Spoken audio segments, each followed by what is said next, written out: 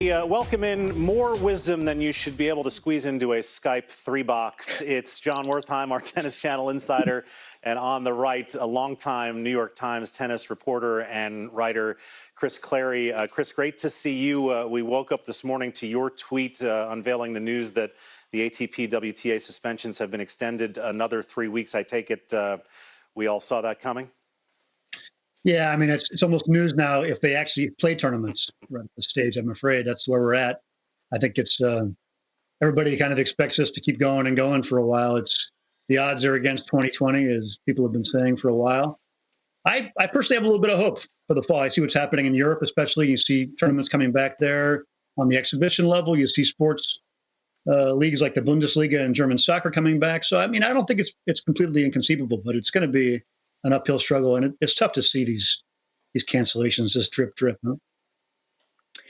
Chris, you mentioned the exhibitions. It was a week ago on Tennis Channel that we broadcast the UTR event from Florida. There's another one coming. We're hearing about events in the Czech Republic, at the Mouratoglou Academy in the UK.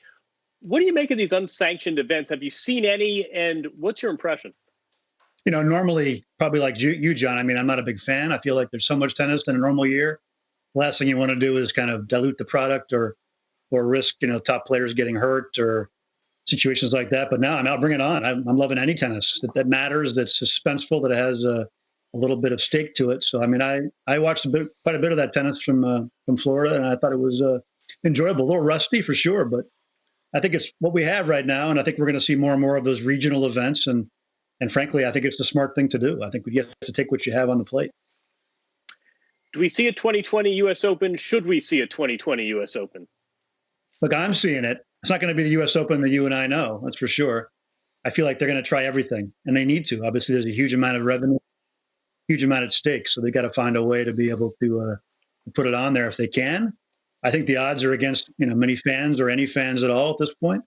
And I think the odds personally are against a move. I keep reading about possibilities of Indian Wells or other places, but I think they really want to try to have it on site. That's where all their infrastructure is. That's where they know how to do it best. And I think that's, if they're going to have no fans in California or no fans in New York, better to have no fans in New York for the tournament.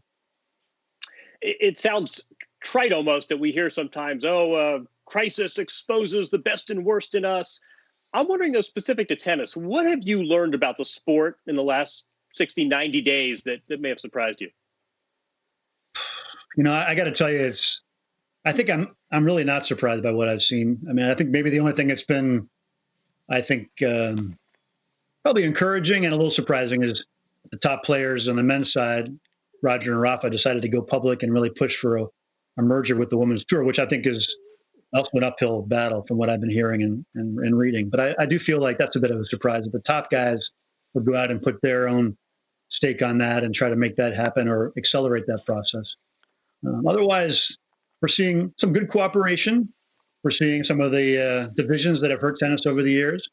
Personally, as a journalist, what's been surprising is I've learned a lot about the business of tennis because of these stresses on the game right now. I've had people give me numbers I've been searching for years about how much tournaments make, how much they get for contracts. So it's actually the ships are sinking and the lips are loose. So it's not quite necessarily the cliche we all know.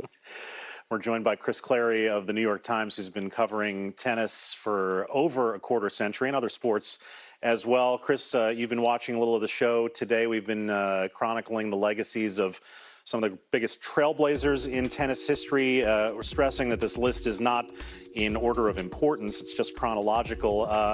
Any names on this list or from off the menu that you might want to underscore in terms of their contributions? I think for me, Brad, I think it's interesting to look at that list, and they're all huge factors in tennis history and really to a larger degree in sports history. So you think about, a sport like tennis, which is not NFL or NBA or European soccer. Think about how often it's blazed trails for sport in general with what it's done. And I think for me, looking at that list, if you're trying to pick out one name, I try to look at somebody who might have impacted the most people with what they did. And, I'd say some strong candidates. Althea Gibson obviously blazing the trail for African Americans. Nick Bollettieri, surprisingly, in some ways for people. I think with all the development of agents, with academies and things like that, impacting a lot of children around the world. But I guess the name I have to go with is Billie Jean. I just think what she did, in terms of creating a structure for women's sports and professional sports has had a huge impact and ripple effect across the whole planet in terms of opportunities for women in sports. So I think she has to go top of the list for me. If you have a write-in on that list, is there an omission or someone you'd like to see included that wasn't there? Now, you guys covered it pretty well. I was happy to see Mike Davis make the list because he's somebody people forget a lot. Very influential figure, a great player in his own right, and had pretty much his hand in the pie and his hand in major change in the sport for over 30, 40 years. I think that's a kudo to whoever made the list to have put him on there. Chris, great chatting with you. Do stay safe as this thing unfolds. And whenever we get back to tennis, we look forward to chatting with you in person. Me too. Good to see you.